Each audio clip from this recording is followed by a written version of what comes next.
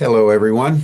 I'm Jim Garrison. I want to welcome you to this weekly program of Humanity Rising as we keep up with world events and seek to provide our Humanity Rising global audience with commentary that enables us to have insight into the deeper layers of what is transpiring in our world. I want to begin with a report on contact in the desert last weekend.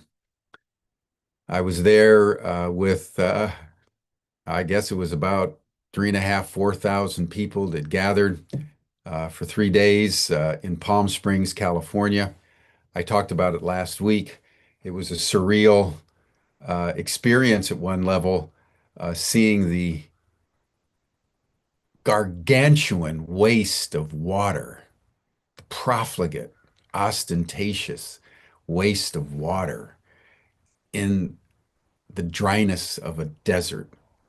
Fountains and little rivers and golf courses that consume millions of gallons of water every day as the Colorado River is drained, one of the great rivers of North America, and it's completely dry by the time it gets to Mexico. An extraordinary statement of how the empire takes all the resources and leaves nothing for the subordinate state to the south.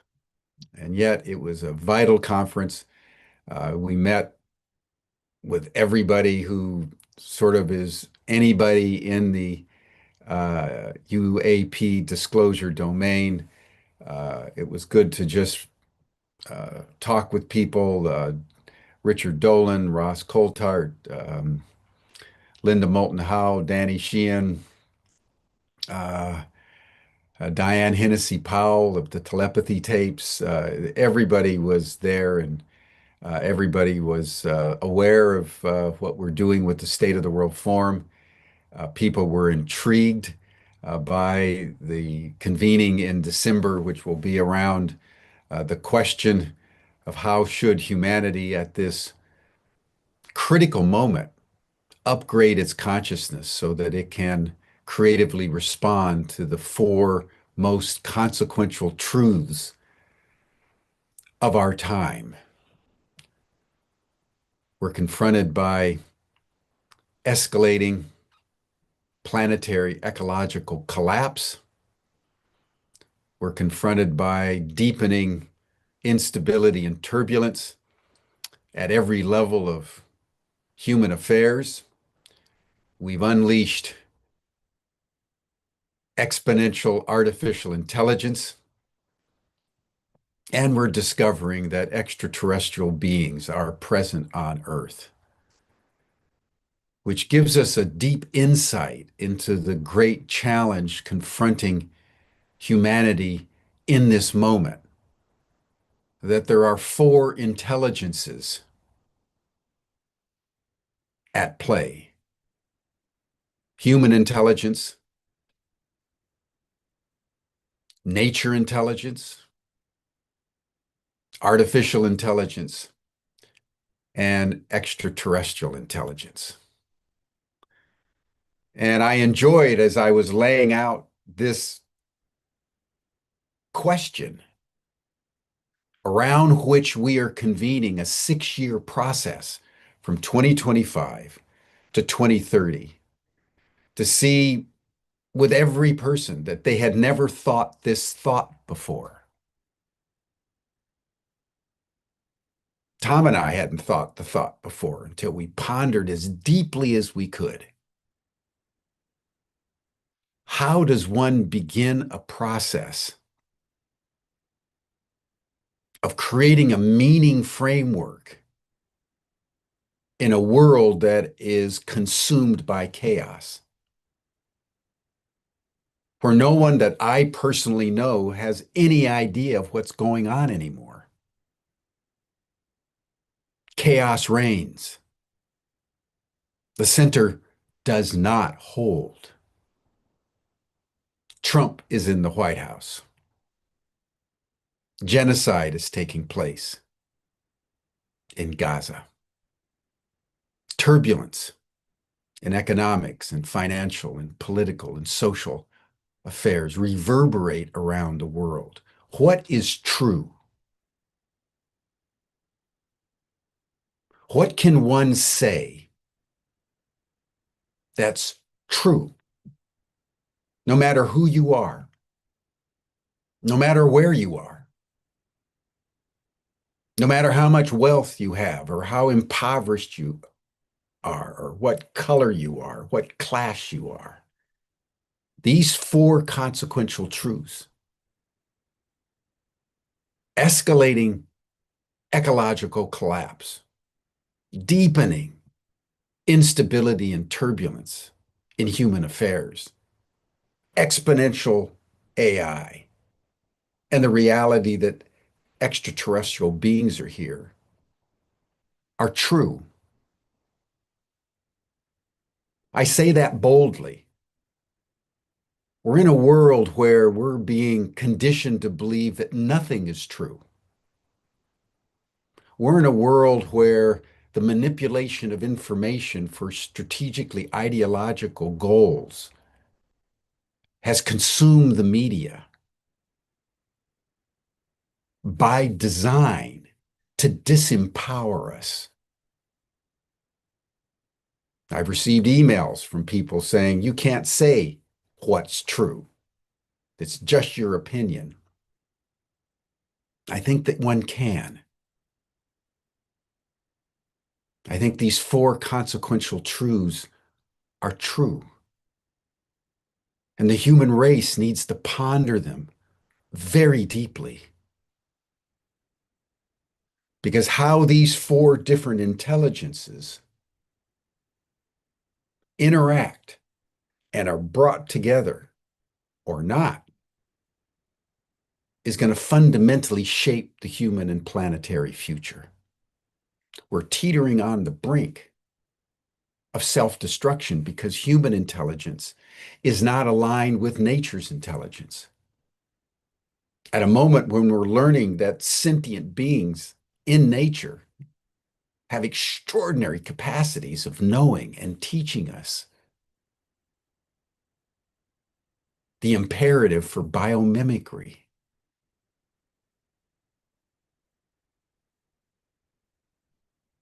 And now we've got AI, which is rapidly approaching, if not already achieving singularity, meaning that it is now acting independently of human intelligence. What does that mean? In a world in which artificial intelligence is essentially completely unregulated. And in the middle of all that, the US government is telling us the ETs are here. Extraterrestrial beings and civilizations with capacities that are considered to be impossible by modern physics. How do we connect these dots?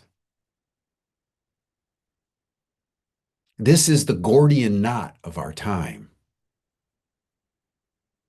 This is the koan confronting human consciousness. And so I want to encourage all of you to take very seriously the opportunity to come to Washington, D.C. between the 14th and the 18th of December at the Omni Shoreham Hotel and participate in an unprecedented conversation that has never been convened before around a question that is newly emerging in public affairs. We've just concluded a partnership with the Buckminster Fuller Institute, and we'll be offering an initial cash award, $100,000, for all of you creative thinkers and innovators for the best proposals for how humanity connects these dots. generating your proposals using some form of nature intelligence, using some form of artificial intelligence, and if you can, using some form of extraterrestrial intelligence. Because the central truth of our time that subsumes everything into one reality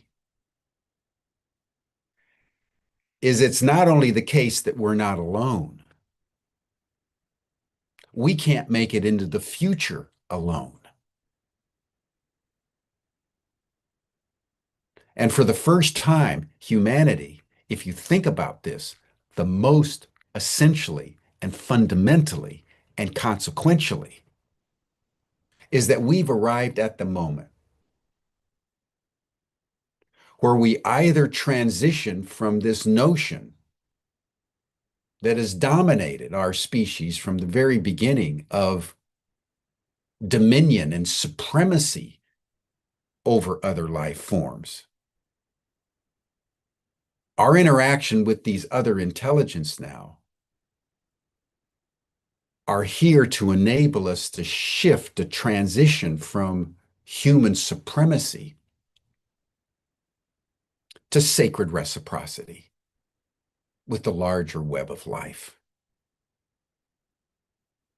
That is the anvil upon which history will unfold. And the State of the World Forum, starting this year through 2030, in partnership with the Buckminster Fuller Institute and other institutes, other organizations, will be convening this conversation and seeking to bring into the public domain this critical issue of our time. And I sincerely hope that all of you can join us in December. Georg's going to put up the website, and you can now register. And we are doing everything we can to provide a seminal conversation leading to action, what we're calling strategic initiatives that we will cultivate and develop over the next 6 years as all of us navigate through this period, 2025 to 2030, which, in my view and the view of virtually everyone who's paying attention, will be the most consequential moment in the history of humanity. So having these discussions at Contact in the Desert was a delight. Everybody's excited. It'll mark the first time that there's ever been a conference where the ET issue, the UAP disclosure issue, is brought into a public discourse with the other major issues of our time. And so I personally am deeply excited and motivated around this. I feel deeply blessed that these currents of awareness have been coursing through this community.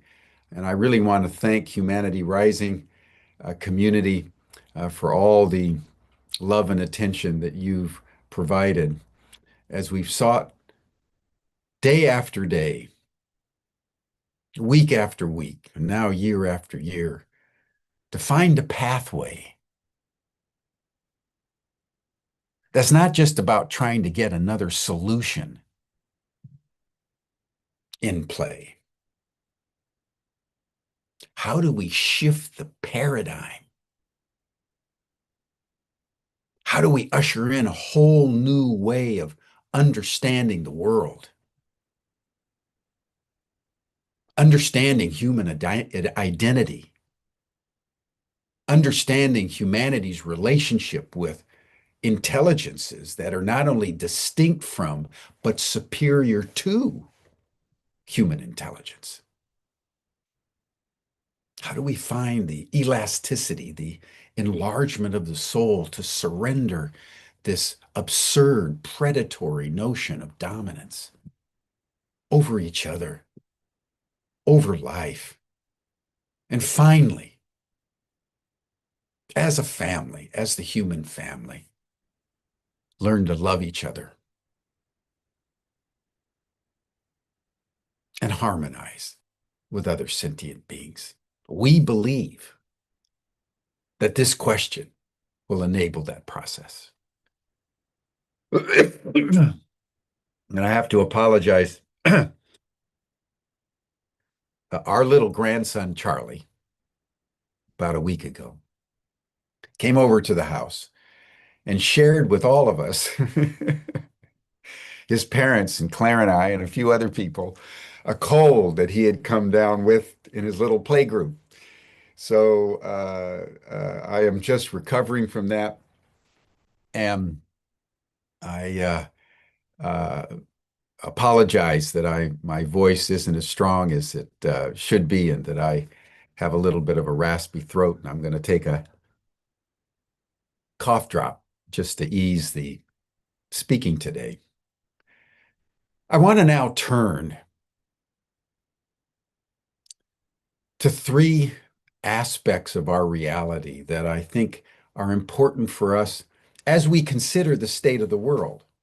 We have this big question that we're doing, but the one that's plaguing us almost the most and most immediately is the second truth of pervasive instability and turbulence at virtually every level of human affairs globally. It's quite extraordinary. I want to start with Operation Spiderweb, which took place about a week ago as the Ukrainians, in the midst of losing the Ukrainian war, initiated a surprise attack by secreting in specially designed trucks into Russia, traveling to various sites, and then launching drones that attacked the strategic nuclear air force of the Russians, and then damaged a train, a civilian train, in a little town of Bryansk, as they destroyed a bridge, timing it so that the bridge would collapse on the train. The initial claim was that they had destroyed over 40 of the 81 Russian strategic nuclear bombers that had been used to bomb Ukraine in the course of the special military operation that has been taking place since February 22nd, 2022. I want to back up so that we understand what's happening at the level that's required to fathom the danger that we are now in. It's very important to start with a meeting in the Pentagon, attended by the White House, in March of 2024, when the intelligence chief of the Ukrainian government, a man by the name of Bogdanov, reported to the Americans, this was over a year ago, that Ukraine had lost the war, that there was no possibility of Ukraine defeating the Russians. for all the reasons I have delineated. The Russians have upwards of 1 million men under arms. The Ukrainian army has been decimated, and now it's estimated they may have 300,000 to 400,000 in play, but there are desertions and surrenders on a regular basis. The weaponry that is required is no longer available. The will to fight among the Ukrainians is dwindling. Their economy is in shambles. Their financial structure is completely collapsed. And Bogdanov says there's no way we can win. So, what was the response of the Biden administration? What was the response of the neocons, which have dominated American governmental and foreign policy and national security policy since the early 1990s, when they developed this notion after the collapse of the Soviet Union of full spectrum dominance and what they called the unipolar moment, what the economist and political commentator Fukuyama said, the end of history. United States, world capitalism have now triumphed, and it's now possible for the United States to rule the world indefinitely through the primacy of its economy and its financial capacities and through its military dominance, which necessitates the breakup of Russia and the domination of China. And once one accomplishes that objective, the United States could rule the world indefinitely into the future. That's the dream of the neocons, initiated by Dick Cheney and Paul Wolfowitz and Richard Pearl, David Feith, etc. I've talked about it many times before.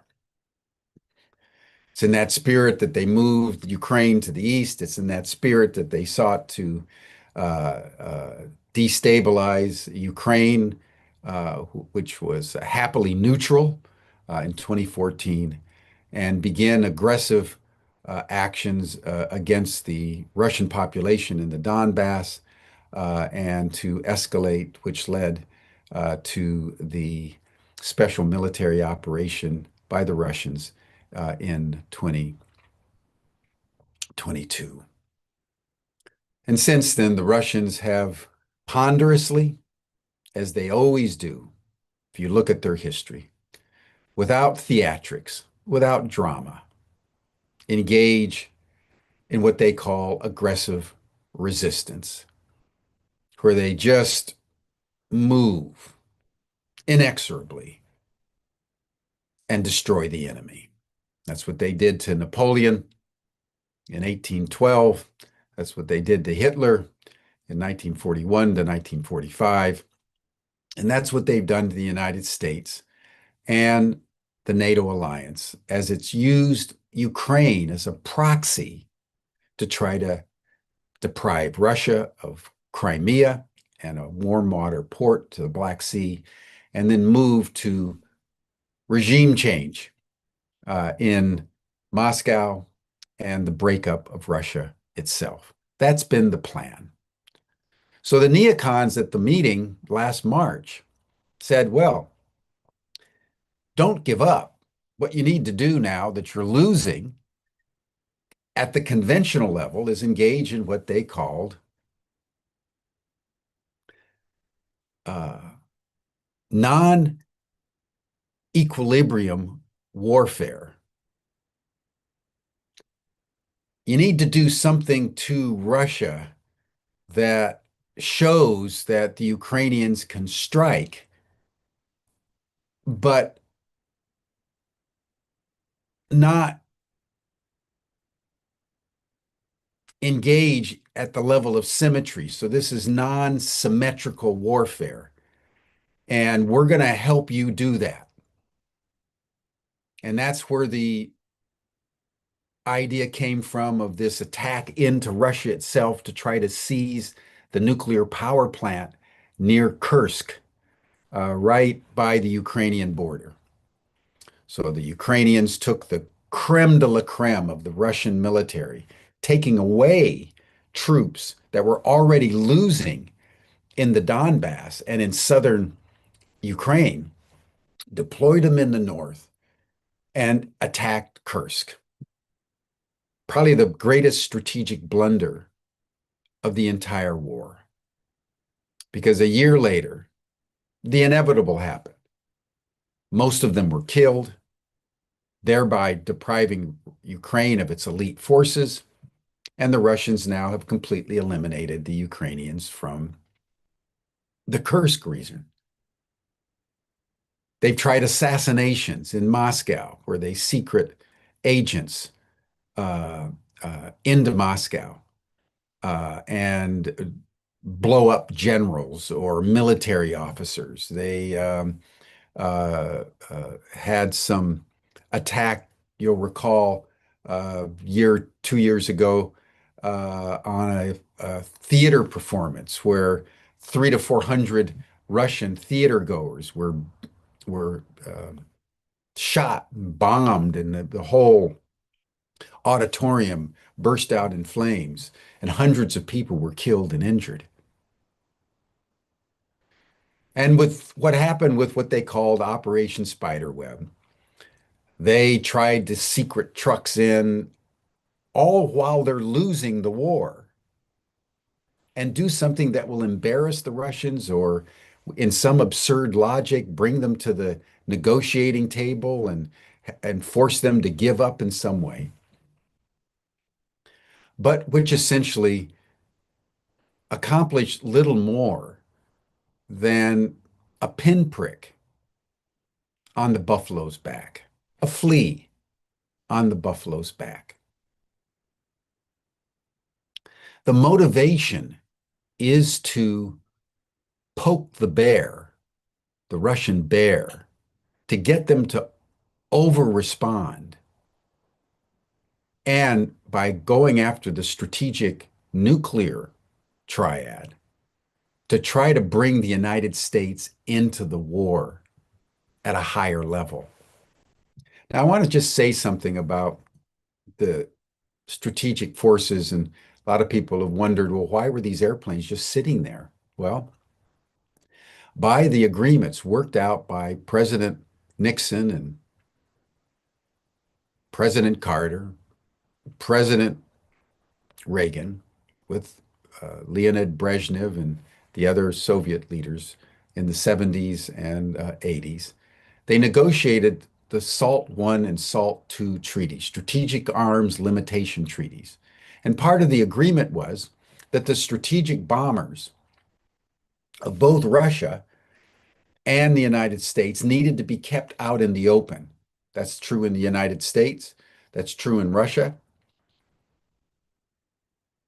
And that's why they're easy targets, because they're not hidden by treaty protocol. That means both sides know exactly the number. There's 81 strategic bombers in the Russian Air Force. I don't know what the number is in the United States, but it's publicly known. So the Ukrainians went in and tried to destroy them. They initially said that they destroyed 40. Then it turned out that that wasn't true. And then they said, well, it was 17. And it's turned out actually that it is 3 that are confirmed, that according to the Russians were damaged but not destroyed. And the Russians are masters at repairing their military hardware. And most of what the Ukrainians have destroyed in their various asymmetric attacks into Russia have been repaired within 24 to 36 hours. So they're pinpricks. But the deeper reality that we need to take in is that none of these asymmetric attacks could have taken place without the active participation of the CIA or MI6 in the UK or the Mossad in Israel. Ukrainians don't have the capacity. They don't have the satellites. They don't have the guidance systems that are required for them to do this on their own. And this was actively supported by the Biden administration. That's why the Biden administration last November authorized the ATACMS missiles shot from Ukraine using U.S. personnel, U.S. guidance systems, U.S. satellite tracking to shoot missiles deep into Russia. So it was the United States essentially attacking Russia. Russia is a nuclear power. The Russians did not respond in kind.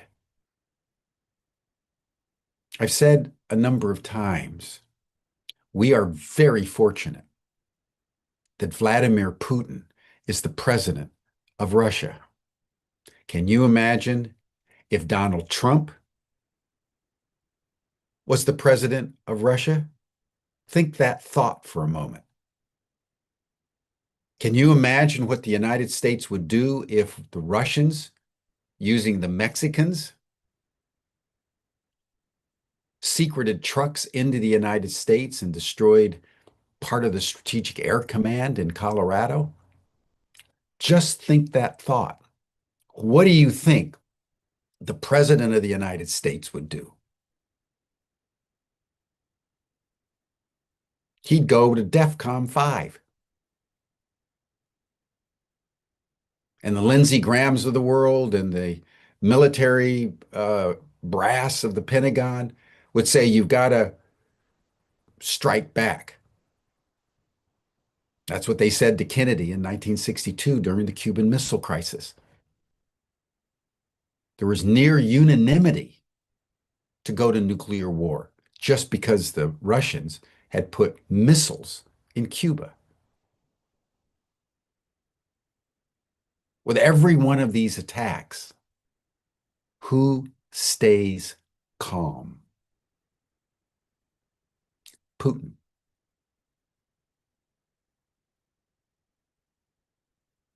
Yesterday, there was an hour and 15-minute phone call between Donald Trump and Vladimir Putin, in which Putin said, we're going to hit back this time.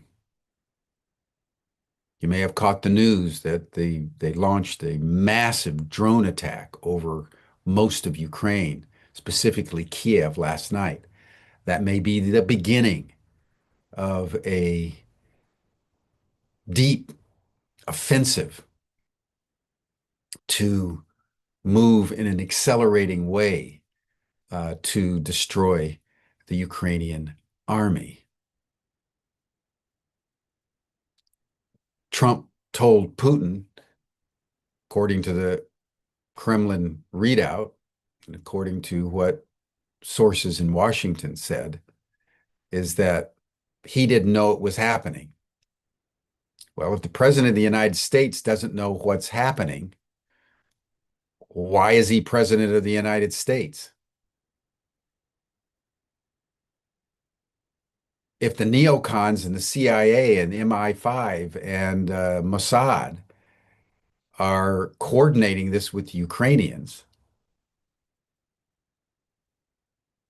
and the American executive leadership doesn't know, you got a problem, Houston. And I emphasize this point because the neocons who want the war are doing everything they can, even in the face of Trump trying to end the war as best he can in his crazy, disconnected mind, to exacerbate the conflict and provoke a response from Russia that will justify the American re-entry into the war and possible nuclear exchange.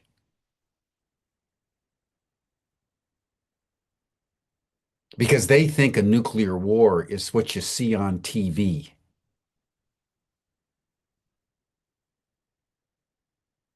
They have no idea of the consequence of a nuclear exchange. So they're doing everything they can to poke, to exacerbate, convincing the Ukrainians to engage in non-symmetrical warfare. And the Ukrainians are just going along with it in an exercise of madness. Europe is participating because it's also in this deranged notion that rather than have any peace with Russia, any rapprochement with Russia, they have to support Ukraine to continue to fight against Russia in this delusional notion that if they continue to escalate, that somehow the Russians are going to stand down, completely ignoring the reality that the war on the ground is inexorably leading to a Russian victory and a Ukrainian defeat. And the Russians have said from the beginning that they have simple conditions for stopping the war. And as the wars progress, those conditions have escalated. In 2022, after the Russians initiated their special military operation to secure the Donbass, which had been under attack, and secure the land bridge to Crimea, Putin and Zelensky negotiated an agreement whereby the Russians were going to completely vacate Ukraine, including Crimea, if the Ukrainians would respect the autonomy of the Russian populations in the Donbass and be neutral. Everybody agreed. And then the Biden administration sent the UK Prime Minister Boris Johnson to Istanbul, where they were negotiating the final draft, and said, no, we want war, and ordered Zelensky to leave Istanbul, promising Zelensky that NATO, the United States, would give the Ukrainians everything they needed to defeat the Russians. And then they mobilized, as you recall, this grand offensive, which ended in complete and utter failure. Just like the French in the 1800s, and just like the Germans in the 1900s. It happened again. You cannot defeat the Russians in a land war. They're too big. They have too many people. They're too deeply patriotic about the motherland.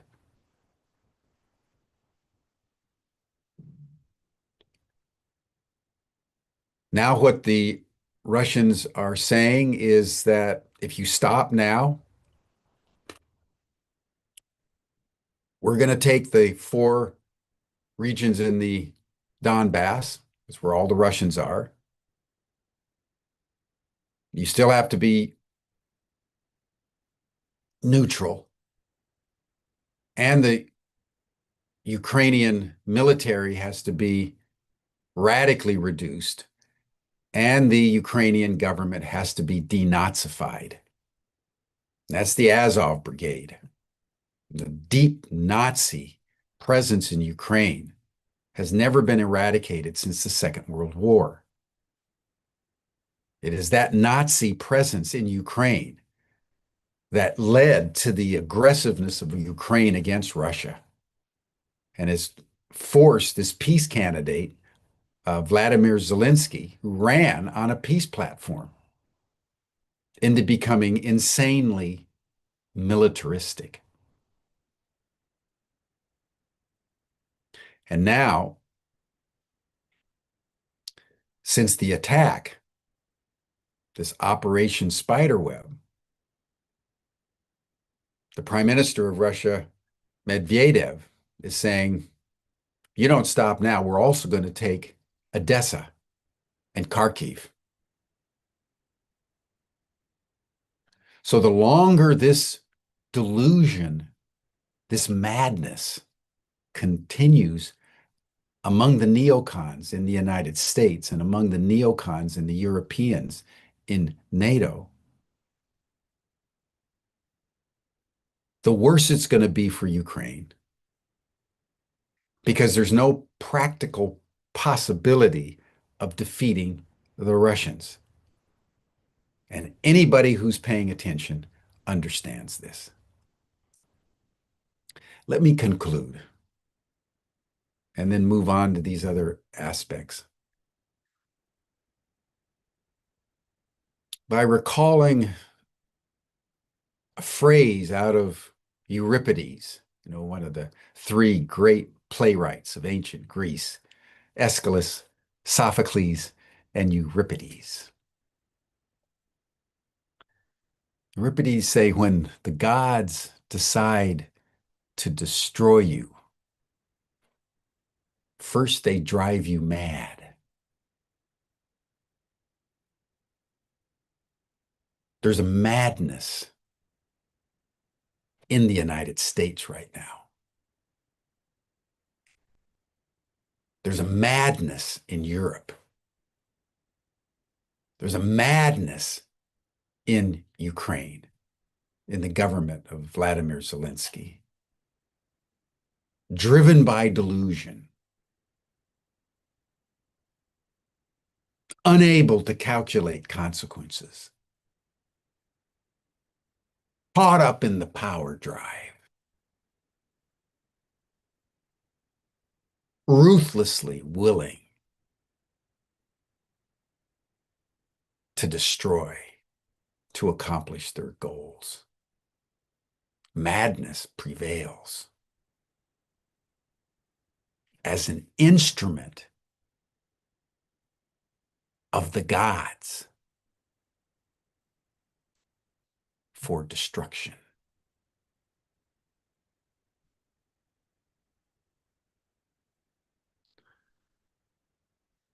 In this spirit, I want to share what I've been recently learning about the mentality of madness in relationship to what a friend of mine sent me last week, and then I've researched it around what they're calling dark enlightenment,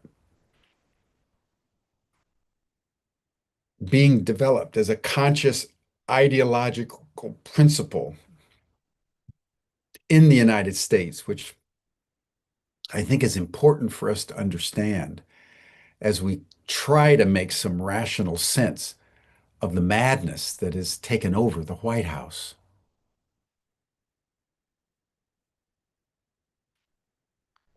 Stephen Bannon, Elon Musk, Mark Andreessen, David Sachs, and others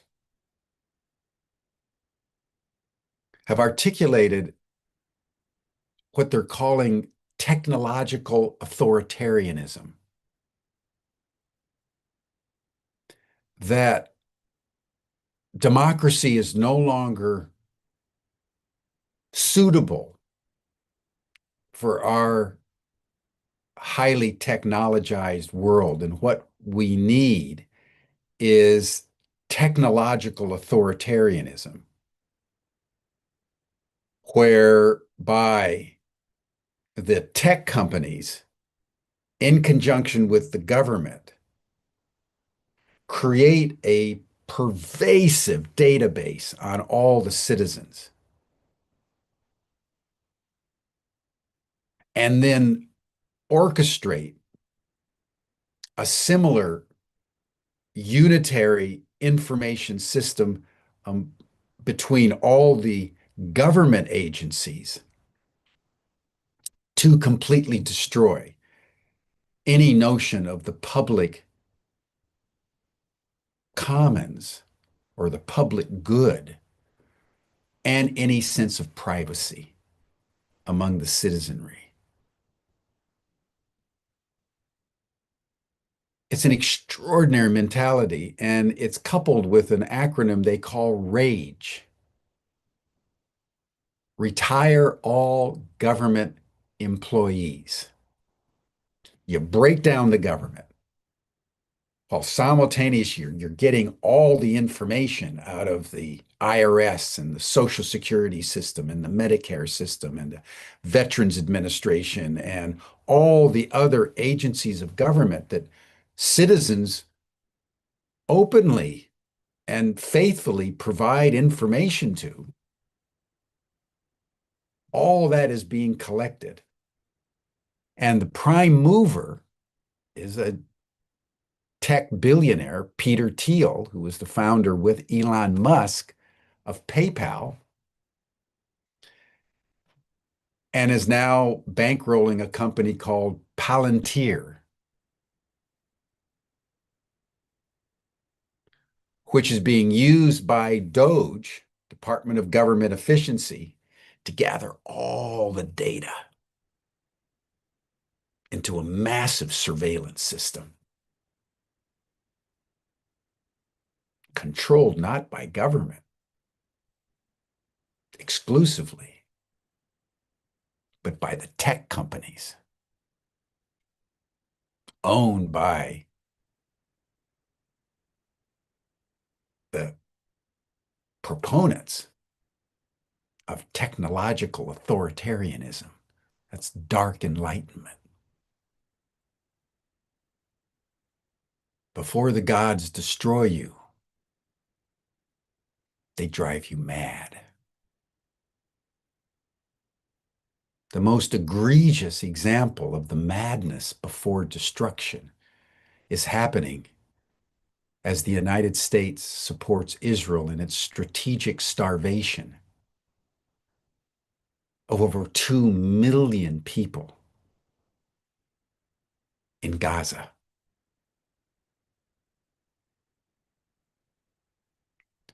The madness is everywhere. As the Israelis and the Americans engage in a systematic destruction and now starvation of the Palestinians to drive them slowly south in Gaza, remembering that these 2.3 or so million people are already squeezed in the biggest open air prison in the world, 5 miles by 25 miles. And they're forcing them down and down and down with only 4 food centers, one in central Gaza, 3 right at the south of Gaza, starving the whole population, bringing them down. And what you've witnessed on the news over the last couple of weeks, opening fire when the desperately starving people try to get it, some of the food.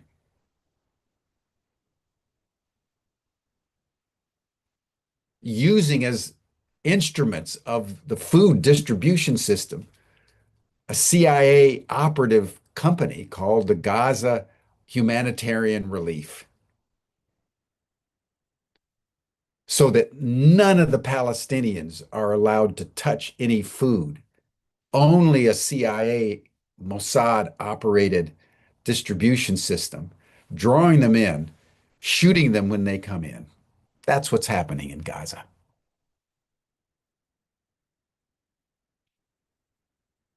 While the drone attacks and the bombing attacks day in and day night, or as you hear on the news, 30 people killed, 75 people killed, families wiped out.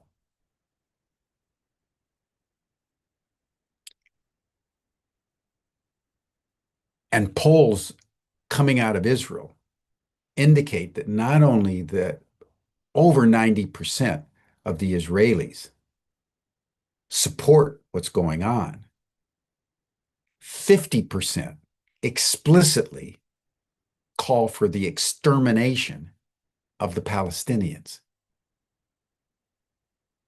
This is not just the Netanyahu government. This is the people of Israel. These are the major Jewish organizations in the United States and in Europe. This is AIPAC, the American Israeli Political Action Committee. This is Marianne Edelman, one of the richest women in the world, bankrolling the attack on major universities in the United States.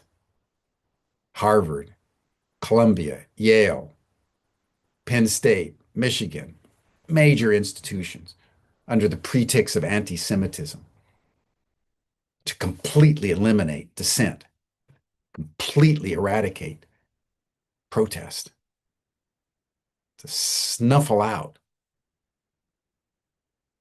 any kind of free speech about Palestine as they complete the genocide. The situation has gotten so extreme that even the European countries, Germany, France, the UK, that have always supported Israel, are coming out and saying, this has to stop.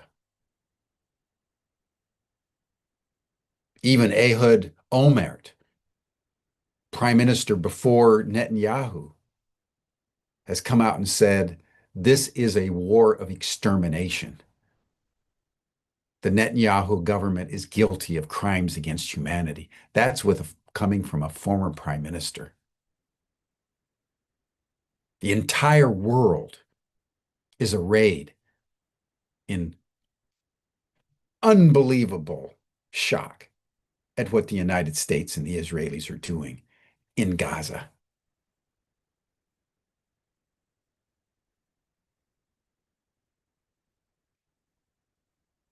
As they force starving people by hundreds of thousands farther and farther south, and to try to break the will of the Egyptians to let all of them just flow into Egypt to escape certain death. And then they pave the place and turn it into Trump Towers. That's the plan. And it's within this context that I want to celebrate Greta Thunberg. You may recall that a number of years ago, the 12-year-old Greta stood up in the United Nations, a member of a youth delegation that had been selected to go there, and gave a speech where she openly challenged the representatives of the United Nations with cowardice, incompetence, and criminal negligence as they consciously refuse to deal with climate change. And as you see, nothing has been done. Her words created a global meme as a young girl, 12 years old, spoke truth to power with a clarity and a conviction that brought the world to shame. She is now in the Mediterranean Sea on a boat named the Madeleine, after a young Palestinian woman who lost her entire family.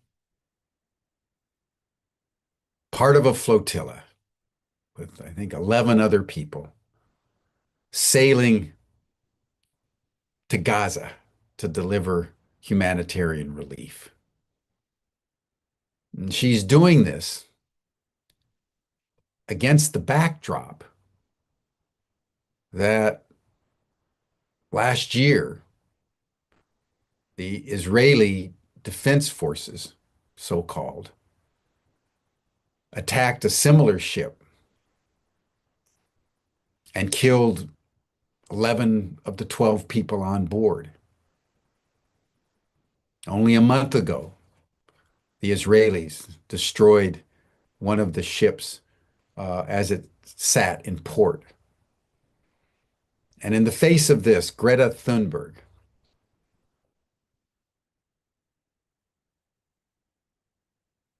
is sailing to Gaza. I urge all of you to look at the news, to track this flotilla, to see what the United States and Israel are going to do to the Joan of Arc of our time, as completely defenseless, with nothing but an open heart and a conscience of great courage. Greta, with her compatriots, are going to sail right into the defense lines to deliver food, water, medicine to the people in Gaza. Can you imagine what it must be like if you haven't taken a shower in a year and a half? If you haven't been able to wash your hair? Can you imagine what it's like having a baby and there's no diapers? And they mess themselves? How do you clean it up if there's no water? How do you feed them if there's no food? Can you imagine being a woman and no sanitary napkins? Can you imagine the hygiene in Gaza right now? As on top of everything else, you're starving. And every single edifice has been destroyed systematically, from the hospitals to the schools to the cemeteries to the farms to the health clinics to the stores to the anything that allows simple human life is being systematically obliterated.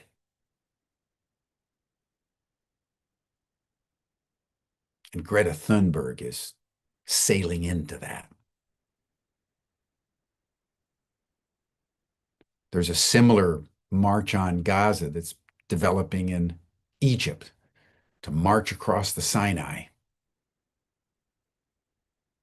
and confront the Israelis on the southern border at Rafah, the Israeli-Egyptian border. It's unclear whether the Egyptian government will allow it. We'll see. The Egyptians are afraid of what the Israelis and the United States will do in retaliation. So as we close today, knowing everything that's at stake,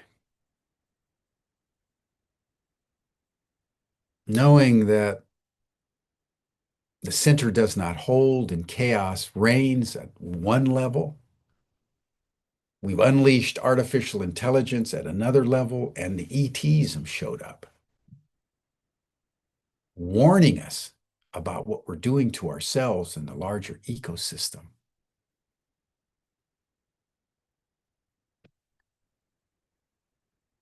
Greta Thunberg is the saint of our time. Greta Thunberg is taking a stand at a level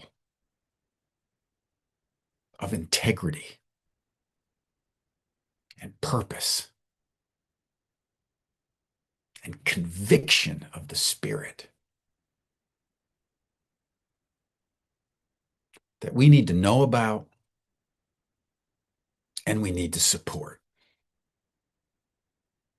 Because it is only this level of moral courage, what Paul Tillich called the courage to be,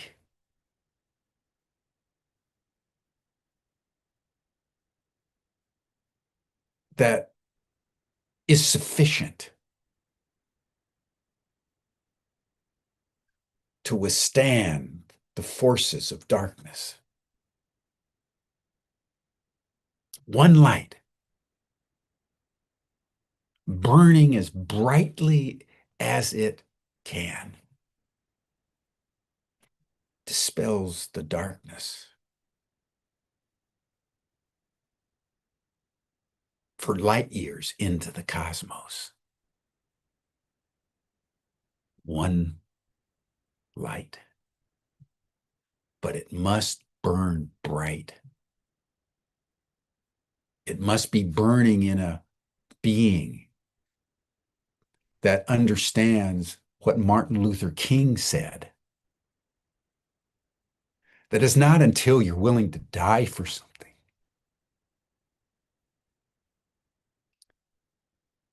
that you begin to live. It's not until you're willing to be used up completely by the Spirit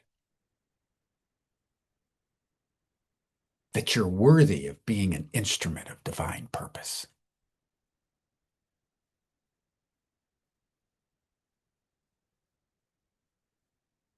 That's what's true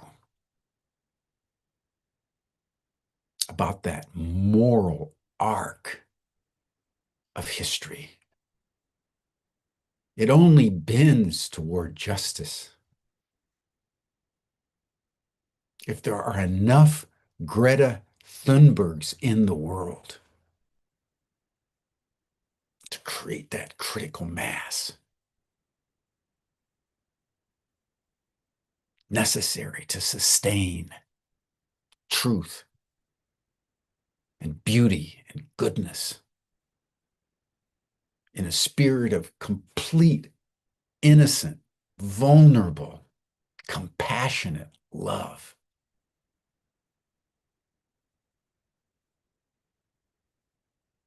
That is what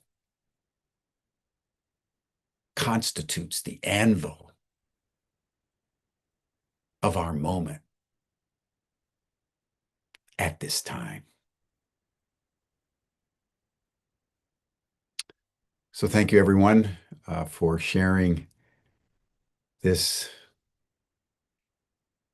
consideration of our situation on planet Earth at this moment.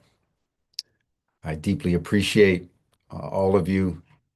I'll be back next Friday with another commentary as life unfolds. It's an extraordinary moment to be alive. I deeply appreciate. Love you all. Remember Greta. She's our leader at this moment. Those of you who want to join the after chat for a bit, you'll see the link in the chat box. You also received the Zoom reminder that had the link, and I'll be able to join for a little bit. So see you there for those of you who want to deepen this conversation. Bye for now. See you next week.